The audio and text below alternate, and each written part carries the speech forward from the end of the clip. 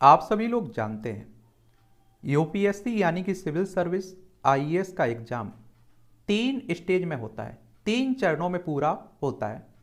इसमें आप लोग देखते हैं कि सबसे पहले आपका प्रीलिम्स होता है, उसके बाद आप देखते हैं कि आपकी मुख्य परीक्षा होती है, मेन एग्जाम होता है, उसके बाद आपका इंटरव्यू होता है, साक्षात्कार होता है, उसके बाद ही आपको कोई पद मिलता है।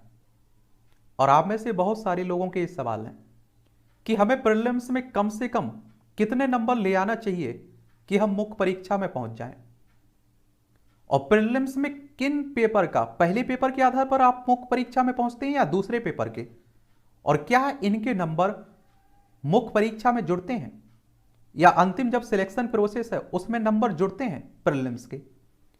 फिर आप लोगों के सवाल ये भी रहते हैं कि अगर हमें मुख्य परीक्षा पास करनी है तो कम से कम कितने नंबर होने चाहिए जिससे हम इंटरव्यू दे सकें। फिर आप लोगों का यह भी सवाल बन जाता है कि हमारे पास कम से कम कितने नंबर होना चाहिए कि हमें कोई पद मिल जाए जिसके लिए आप तैयारी कर रहे हैं। मैं आप लोगों से हमेशा कहता हूं कि जब भी इस तरह की किसी भी तरह की जानकारी चाहिए तो यूपीएससी की ऑफिशियल साइट है, उस पर जाया करिएगा, वहां सब कुछ आप लोगों को मिल जाता है। लेकिन आज हम लोगों ने 3 साल को लिया है, 2020, 21, 22। तो प्रीलिम्स की कट ऑफ क्या रही है, मुख्य परीक्षा की कट ऑफ क्या रही है और फाइनल कट ऑफ क्या रही है, उस पर हम लोग विस्तार से बात करेंगे। यहां आपके सामने दिखाई भी दे रहा है। और देखिए, विस्तार से यूपीएससी के बारे में एक सामान्य जानकारी हम लोगों ने देखी हुई है। पैटर्न क्या है, सिलेबस क्या है, इसमें कितने पेपर होते हैं, माइनस मार्किंग कहां होती है। तो तारमास एजुकेशन सेंटर अपना चैनल है ना, उसमें यूपीएससी एग्जाम के नाम से जो प्लेलिस्ट सूची बनी हुई है, आपको कुछ भी नहीं आता है तो उसे आप लोग पढ़ लीजिए, उन क्लासों को देख लीजिए, आपके हर सवाल का जवाब बहुत ही आसान शब्दों में मिल जाएगा। लेकिन यहां आप लोगों को एक सामान्य जानकारी दे देता हूं। देखिए, प्रीलिम्स में 2 पेपर होते हैं। जो प्रारंभिक परीक्षा है यूपीएससी की, उसमें 2 पेपर होते हैं। पहला पेपर आप देखते हैं कि सामान्य अध्ययन पेपर पहला, और दूसरा सामान्य अध्ययन पेपर द्वितीय। इसे सीसेट भी कहते हैं, दूसरे पेपर को सीसेट भी कहते हैं। आप लोग क्या कहते हैं, सीसेट कहते हैं। अब बात करते हैं पहले पेपर पे। तो इसमें आपको 100 क्वेश्चंस देखने को मिलेंगे। कितने, 100 प्रश्न देखने को मिलेंगे, और 2 घंटे का आपके पास टाइम रहेगा। एक क्वेश्चन 2 नंबर का रहेगा, यानी कि इसके लिए टोटल नंबर कितने हैं, पहले पेपर के लिए 200 नंबर हैं। और माइनस मार्किंग है भाई, ये आप लोगों को जरूर याद रखना है। यानी कि 1/3 अंक कटते हैं अगर कोई क्वेश्चन गलत हो जाता है। यानी कि मान लीजिए मेरा कोई क्वेश्चन गलत हो गया तो उसके हमें सही वाले में से, जो सही होगा उसमें से 0.66% अंक काट लिए जाएंगे उसमें से। तो याद रखिएगा ये। और जो मुख्य परीक्षा में आप लोग पहुंचते हैं ना, वो पहले पेपर के आधार पर पहुंचते हैं। सीसेट में केवल क्वालिफाई करना होता है। तो सीसेट की अगर हम लोग बात करें तो आप देखेंगे कि इसमें आपको 80 क्वेश्चंस देखने को मिलते हैं, 200 नंबर का रहता है। कितना, 200 नंबर का रहता है। 33% नंबर आपको पास के लिए, क्वालिफाई के लिए चाहिए होते हैं। कम से कम 33% आपके नंबर आना चाहिए, यानी कि 66 नंबर आपके आ गए तो आप पास हो गए, बिंदास, आप टेंशन फ्री हो गए। ठीक है। अब आप देखेंगे कि आप लोगों का एक सवाल है कि जो मुख्य परीक्षा में पहुंचना है हमें, मान लीजिए हमारे 66 नंबर हैं सेकंड पेपर में, सीसेट में। अब हम मुख्य परीक्षा में कैसे पहुंचेंगे? तो आप देखिए, जो पहला पेपर है सामान्य अध्ययन पहले पेपर, इसके आधार पर आपकी मेरिट लिस्ट बनेगी, और इसी के आधार पर यहां आप देखेंगे ये नंबर दिए, कट ऑफ दी गई है कि अगर पहले पेपर में आपके नंबर 92.51 है और आप लोग जनरल कैटेगरी से हैं, तो इतने पर आपका मुख्य परीक्षा में पहुंचने का सपना पूरा हो गया होगा। कम से कम की बात हो रही है यहां भी। देखिए, मिनिमम क्वालिफाई मार्क्स की बात हो रही है। अगर आप लोग ईडब्ल्यूएस से हैं, यानी कि 10% आप देखिए जो आरक्षण जनरल कैटेगरी वालों को मिला है, उनके अगर कम से कम 77.55 अंक हैं तो वो भी मुख्य परीक्षा में पहुंच गए होंगे। ओबीसी के लिए 89.12, एससी के लिए 74.84, एसटी के लिए 68.71, ये आप देखिए विकलांग लोगों के लिए है। तो इतने कम से कम नंबर आपके चाहिए। अधिकतम कितने भी लाइए, 200 में से 200 ले आइए, लेकिन कम से कम इतने तो होना चाहिए। ठीक है।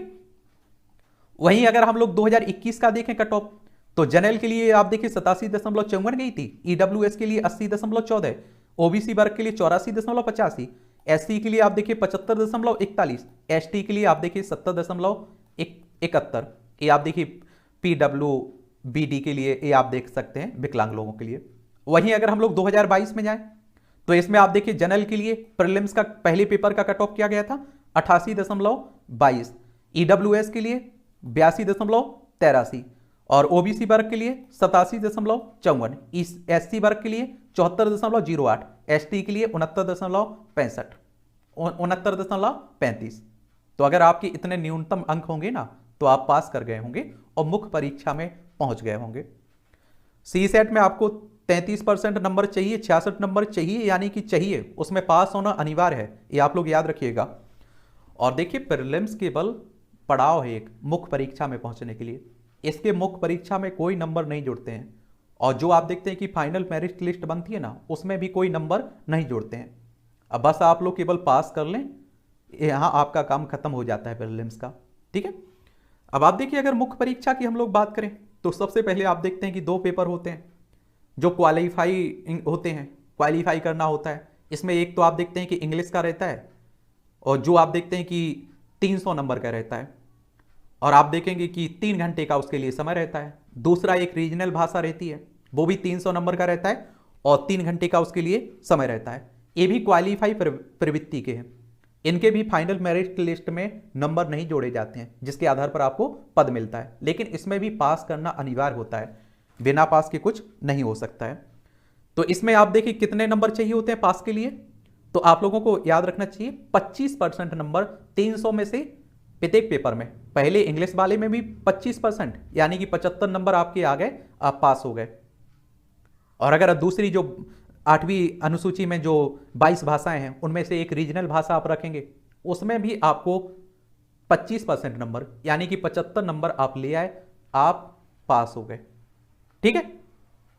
फिर आप देखते हैं कि आपके जो मेरिट बेस्ड पेपर हैं जिनके आधार पर मेरिट बनती है और जिनके आधार पर आपको कोई पद मिलता है, वो है ऐसे निबंध का। कौन सा है? निबंध का है। फिर आप देखते हैं कि 4 हैं जीएस के। कौन से हैं? 4 हैं आपके जीएस के पेपर। आप देखते हैं जनरल स्टडीज पहला, जनरल स्टडीज द्वितीय, जनरल स्टडीज तृतीय और जनरल स्टडीज फोर्थ। सामान्य अध्ययन पहला, सामान्य अध्ययन द्वितीय, सामान्य अध्ययन तीसरा और सामान्य अध्ययन 4। फिर आप देखते हैं कि एक ऑप्शनल आप लोग चुनते हैं। जैसे मान लीजिए आपने इतिहास चुन लिया तो उसमें ऑप्शनल में भी 2 पेपर होते हैं, और ये सब आप देखिए 250-250 नंबर के रहते हैं। और इस तरह से आपके टोटल 7 पेपर हैं मेरिट बेस के, जिनके आपके नंबर जुड़ते हैं और जिनके आधार पर आपको कोई पद मिलता है। इसमें आप देखिए निबंध भी शामिल है, 4 जीएस के शामिल हैं, टोटल 5 हो गए, और 2 आपके ऑप्शनल के हैं, टोटल 7 हो गए। और ये टोटल अगर आप लोग जोड़े ना नंबर तो 1750 नंबर हो गए टोटल, 1750 नंबर। अब आप लोग कहोगे कि 1750 में से कम कितने नंबर आए कि आप इंटरव्यू में पहुंच जाएं। तो 2020 में आप देखिए जिसके मुख्य परीक्षा में जनरल वालों के अगर 725 होंगे, कितना 736, माफ करिए 736, तो वो आप देखते हैं कि मुख्य परीक्षा में पहुंच गए होंगे। कितने? मुख्य परीक्षा में पहुंच गए होंगे, मुख्य परीक्षा पास कर लिए होंगे और इंटरव्यू के लिए पहुंच गए होंगे।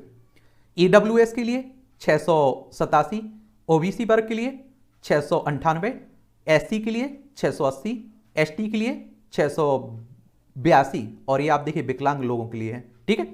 ये आप देखिए टोटल कितने में से बात हो रही है? 1750 नंबर में से बात हो रही है, यानी कि आधे में से कम आप लोग देख रहे हैं। और अगर आप लोग 2021 का देखें तो 1750 में से अगर आपके जनरल कैटेगरी से हैं और 745 कम से कम नंबर होंगे तो आप इंटरव्यू में मुख्य परीक्षा पास कर लिए होंगे, इंटरव्यू में पहुंचने का सपना आपका पूरा हो गया होगा। ईडब्ल्यूएस के लिए 713, ओबीसी वर्ग के लिए 707, एससी के लिए 700 और एसटी के लिए 700। वहीं आप देखेंगे कि अगर 2022 में देखें तो जनरल के लिए 748, ये 1750 में से, और ईडब्ल्यूएस के लिए 715, ओबीसी वर्ग के लिए 714 और एससी के लिए 699 और एसटी के लिए 706, और ये आप देखिए विकलांग लोगों के लिए। अब आप कहेंगे कि हमने, चलिए मान लीजिए हमने मुख्य परीक्षा भी पास कर ली, अब इंटरव्यू होगा। इंटरव्यू कितने का होता है? 275 नंबर का रहता है। कितना? 275 नंबर का रहता है। और इस तरह से आप देखेंगे तो जो मेरिट नंबर हैं जिनके आधार पर आपकी मेरिट लिस्ट बननी है, आपको कोई पद मिल रहा है, तो 1750 आपके मुख्य परीक्षा के हो गए और इंटरव्यू हो गया आपका 275 का, टोटल हो गए 2025। कितने नंबर हो गए? 2025 नंबर के आधार पर आपको कोई पद मिलेगा। तो 2020 में अगर आपने जनरल कैटेगरी के हैं 944 अंक प्राप्त कर लिए होंगे तो आप सिविल सर्विस पास कर लिए होंगे और आपको कोई पद मिल गया होगा। ये न्यूनतम की बात हो रही, कम से कम 944 अगर जनरल कैटेगरी का कोई स्टूडेंट है और अगर 944 अंक उसके हैं तो उसको पक्का कोई ना कोई पद मिल गया होगा।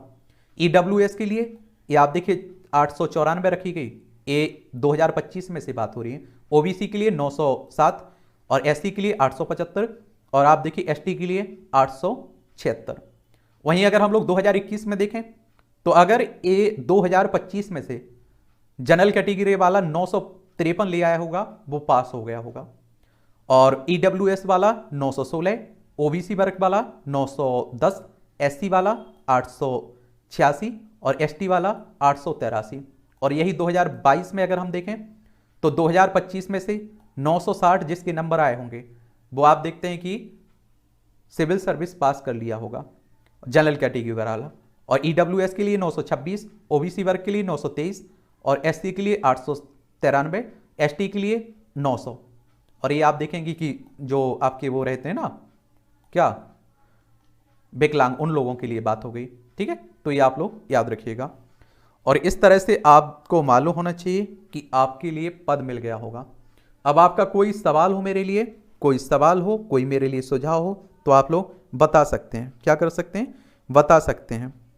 और मुझे लगता है कि ये जानकारी आपको दे देनी चाहिए क्योंकि बार बार आपके सवाल आते रहते हैं। और मैं आप लोगों से कहता हूं कि इतने के लिए आप लोग क्या किया करिएगा, यूपीएससी की मेन साइट पर चले जाया करिएगा, वहां भी आप लोगों को बहुत कुछ देखने को मिल जाता है, समझ में भी आ जाता है।